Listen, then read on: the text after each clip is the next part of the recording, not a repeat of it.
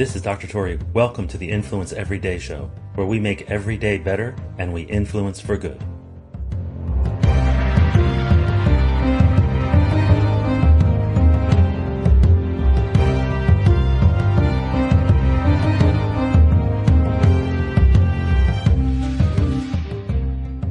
Have you ever seen someone's desk where it's loaded with photos of family members, maybe of pets, maybe of people interacting with the pets or trips that they've taken?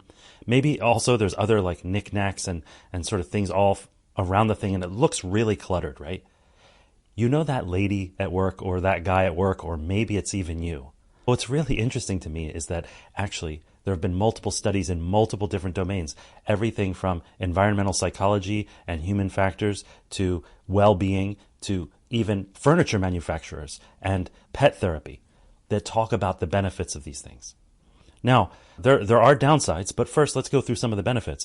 There is some association with an impact in stress reduction, an association with an improvement in emotional well-being. Specifically, as it relates to pets, they call it the pet effect. There's an association with increased productivity and increased retention when this is allowed to occur, when people have photos of their loved ones on their desk.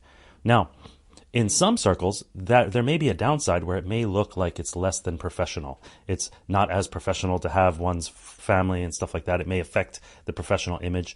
Also, it could certainly lead to some potential distraction or even some emotional triggers if there was loss or somebody recently passed away or it's an anniversary and that photo is there. So depending on how one responds to the photos of people who they've lost or pets they've lost, right? There are certainly potential downsides.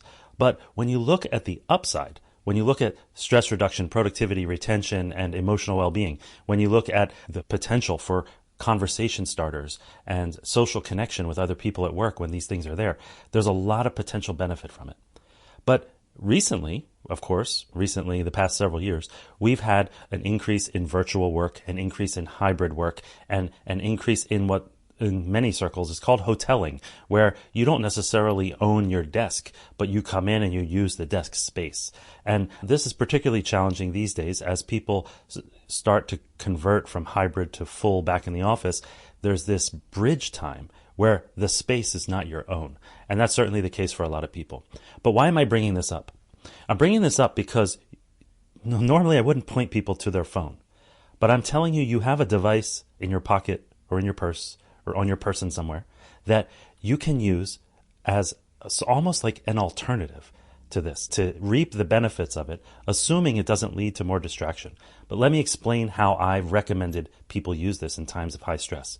So for a while, I ran a Care for the Caregiver program where I took care of social workers, case managers, nurses, docs, essentially any healthcare professional who was undergoing a certain amount of stress or just needed some peer support.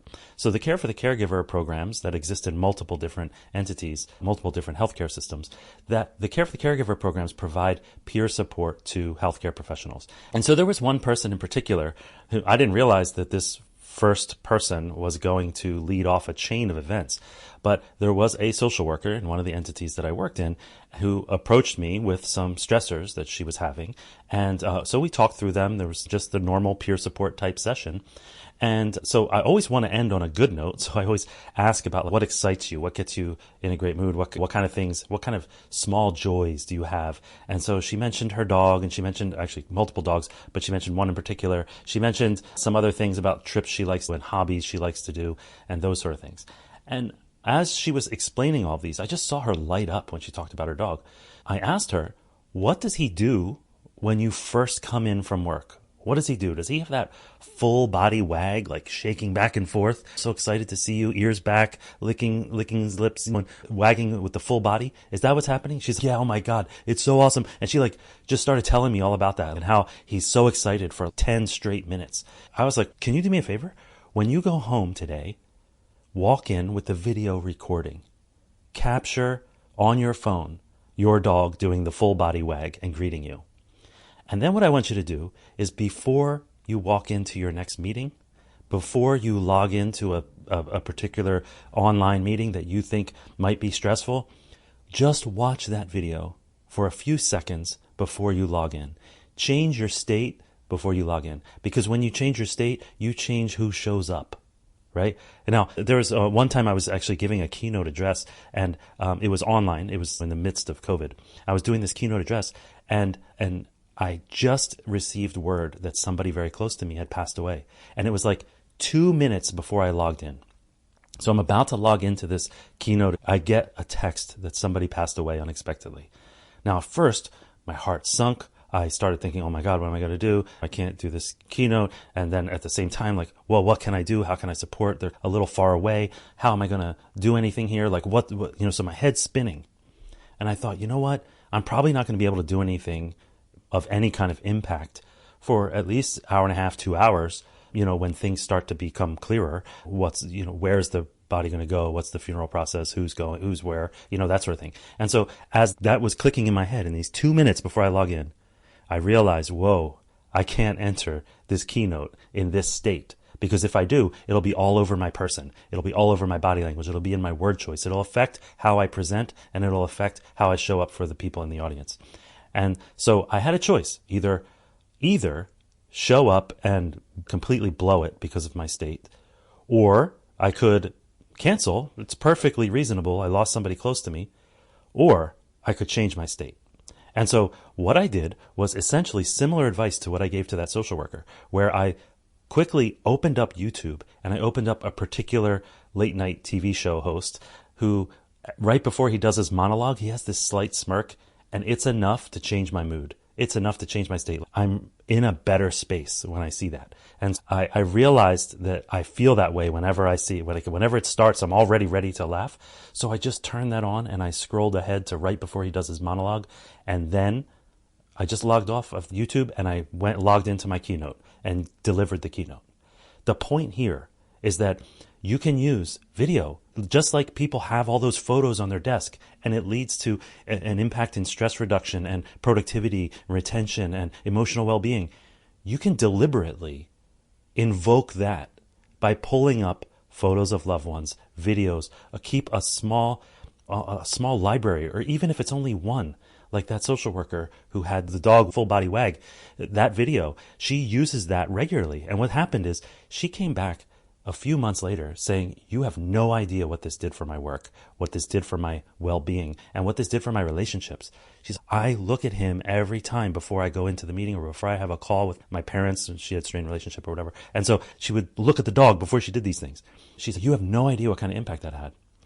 Not long after that, I was coaching somebody through a lawsuit that they were going through, a malpractice case, and they were particularly stressed. I did the same thing, asked about what kind of stuff do you have, what kind of joys, small joys, tell me about your family, tell me about your pets, travel, etc. And she too had a dog, and I told her the same advice. Same thing. A few months later, she said, the full body wag, da-da-da-da-da. Like, same exact thing, same impact. You can do this for you. You can do this for your loved ones. You can do this for your friends. You can do this for your family. If your kids are in a bad mood and they have a pet of some sort and there's something funny, an old video, maybe it's an old video of them when they were little, right? I have this one video of my daughter where she's crying. My oldest daughter's holding my youngest daughter. She's crying. The youngest daughter's crying. As she's crying, no one could console her. So all I started doing was I started doing this, like making my lips a weird shape and making a weird noise. And she stopped crying immediately and then started doing that, trying to imitate me and fumbling and messing up and spitting and doing whatever. But it was really cute. And so we keep that video and we bring it up every once in a while. It immediately changes the state. So just like those photos on that lady's desk at work, you can do this with your phone. Pick a video that really means something to you and have it available. And before you log in, before you walk out, before you go into your home at the end of the evening, just change your state a bit before you get in there, and it will change how you show up. So I hope you found this helpful. I'll see you in the next episode. This is only the end of today's show if you let it be. Who needs to hear what you just heard? Go ahead and share it with them right now. The Influence Everyday podcast is free.